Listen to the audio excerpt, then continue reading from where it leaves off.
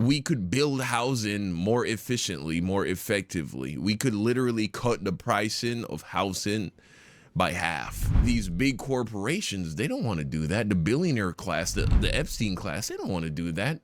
A lot of their wealth is tied up in real estate. And so if they can artificially keep the prices of homes high by flooding the nation with immigrants and preventing us from building new homes for these immigrants and for just anybody else that's here. I'm an immigrant, by the way. That's not a shot at immigrant. I'm just saying this is they're creating an artificial scarcity here. And he's right, because many things can be true at once. So as I mentioned before, we're in a situation where many people in Western economies do not want to have children. The population is aging. I've alluded to the fact as to some reasons why people may not feel like they want to bring children into the world when, you know, they're struggling to make ends meet themselves. So, you know, we're in a situation ultimately whereby, you know, thinking about buying a house or having a house is very, very problematic. So the main thing you could do is actually build more housing.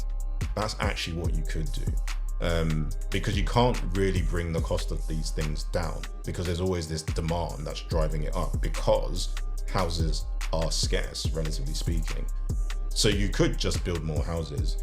You could regulate housing as well. So, you know, not too long ago, in my parents' generation, you know, the government's had a large stock of council housing, public housing, which again, they could then offer to people who needed that support.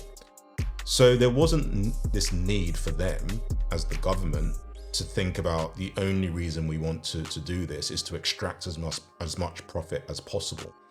So they had a completely different agenda to private equity investors and private individuals, private business people, whose function ultimately is to maximize profit. That's what capitalism is.